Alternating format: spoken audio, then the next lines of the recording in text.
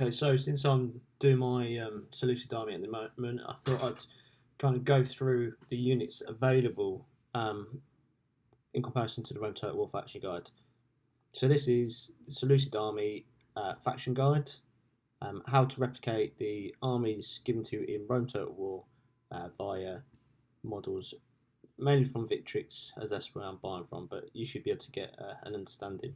So I'm using hunger.net, which is a really good resource for looking into all the factions available, all the way through the Rome Total War games, including the DLC, so the Republican up to Caesar and Gaul, the Civil Wars, and the main campaign. So I'm going to ignore the general units and just get into the normal melee units.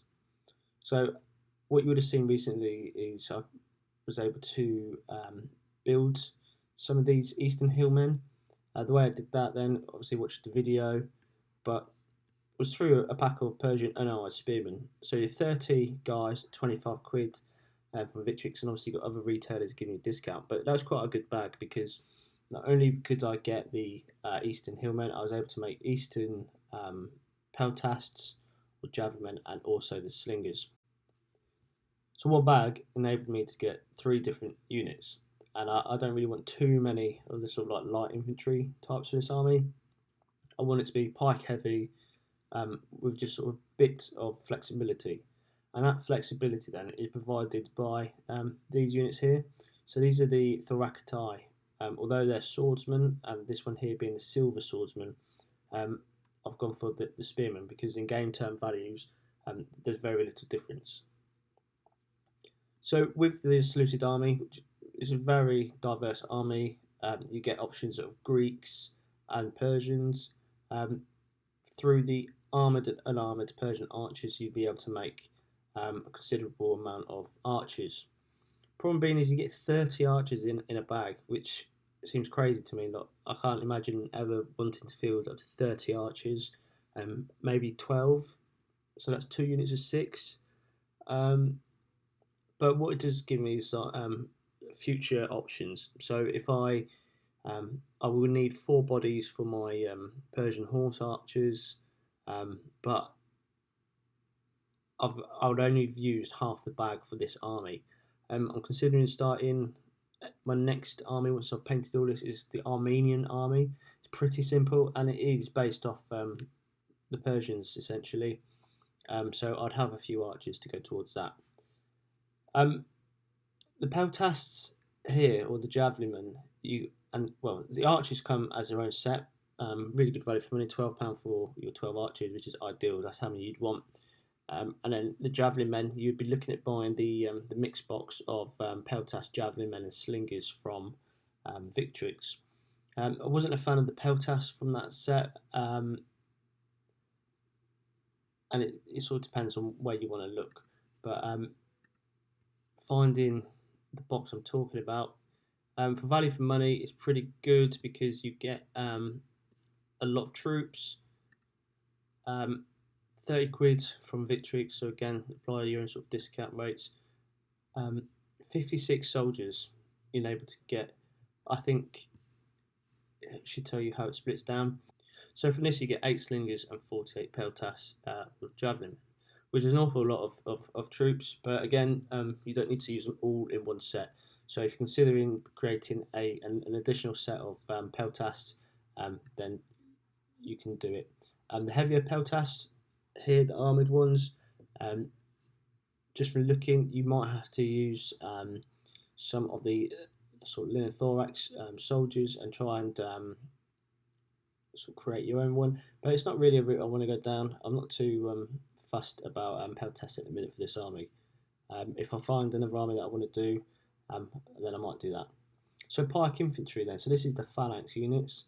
Obviously within the game you've got the levy pikemen, improving as the game goes on to pikemen, and then silver shield pikemen, and then thorax pikemen. I'm not going to do thorax pikemen, I'm going to take them out, I'm not interested in them. Silver shields, I've got a unit of them. Rather than having the plume, I've used the double feather, and that's all through the successor phalangite pack.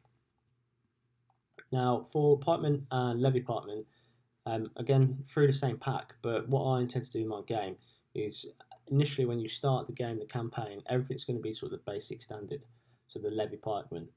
As your empire grows, so on the big campaign board that I'm building, and to which I've just received some resin to do the water pour, but as the game goes on and the more battles you fight and win, your troops will upgrade and become sort of like the pikemen and potentially the silver shield pikemen. But from there, like we've done the video already, you can get 27 pikemen per bag for the successes, which is a bit frustrating.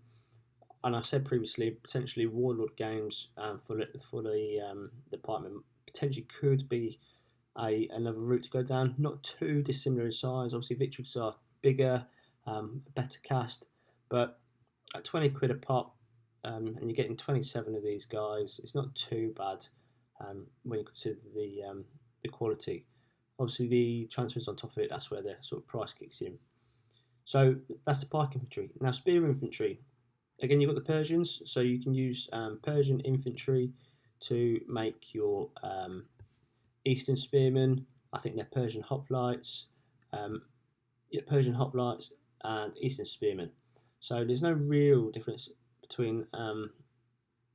Well, I suppose there is. They're armoured hoplon. They're unarmoured large shields. So they're like your militia spearmen, which I don't see why anybody would want to field that in their army. So that's more of a sort of actual Rome Total War game thing where you need sort of cheap troops immediately. Yeah, so there's the individual packs for slingers, Greek slingers and Greek archers to supplement the skirmishers. But then we're moving on to the shield bearers. So this is going to be, for me, if I choose to do it, is a unit of mercenary armoured hoplites. So I might just put 16 in them, but I was going to do that because I think they look really cool and you can sort of like really make them look great. But I've gone for the Thorax spears. So to me, that's a Thoracitai. They look like they've got the sort of the Gaelic helmet even in there. But I've gone for a Greek helmet, or I should say Romano Gaelic helmet. So I've gone for the Greek helmet, the Roman auxiliary body to give them the chainmail, and then that's pretty much the Republican shield. So I've done a video, I've done one unit of them, and I've got a second unit to come. Okay, so this is where sort of the Seleucids have got quite a good reach, is their cavalry. I bought the Persian armoured horse, so I used 4 of them to make either the Median cavalry or the Azat Knights, so you can sort of cover that off with it. I've got a unit that's made the horse skirmishers, and then rather than sort of camel archers, I've got a unit that's going to be horse archers. So all of this is through the Victrix range, so that's pretty good for me and what I want to do. And that leaves us with skirmish cavalry, Tarentine cavalry, citizen cavalry, and light cavalry. So all of these can be covered off by the Greek set, and if you saw my armies on sort of display where I'm up to, I've been able to make sort of citizen cavalry, and I've been able to make skirmisher cavalry. So cavalry is sort of like checked and good to go. I haven't really got the Tarentine cavalry. I'm not too bothered by that. I think that's more of a sort of South Italy, mainland Greece. I might be wrong. It's probably common throughout the whole period, but that's not what I've gone with. I've already got quite a bit of cavalry. And then moving down, so the Gemma cavalry and then the Hellenic cataphracts. So mine have just arrived today, literally an hour ago, from Aventine Miniatures. The models are smaller, the Griffin Beast, and smaller than Victrix. So that's a bit frustrating because you want them to be quite big and powerful, but without being able to get them through Victrix at the minute, that's kind of like my only option. However, the molds are good, the sculpts are good, they look good, and as their own unit, I'm sure they'll look absolutely fine. So, Aventine Miniatures, a good selection of both of these horses. However, the ones that arrived, there's no real difference. The Agama Cavalry is chainmailed, the infantry differs ever, or the cavalryman differs ever so slightly. So they're very similar set. Yeah, that's all I've got to say on that really. Okay, the chariots then. Scythe Chariot, I've got the 4-horse Scythe Chariot, which is quite a good model. Paint it before you build it, otherwise it's an absolute nightmare. I've got one of those. I really see myself getting another one of those. I have considered buying the Gallic chariots and trying to do a bit of conversion. My only concern is that they get three, which is good, and it'd be quite easy to put sort of make your own sides on the edge here. The and obviously you can put your own people in there. It's the riders.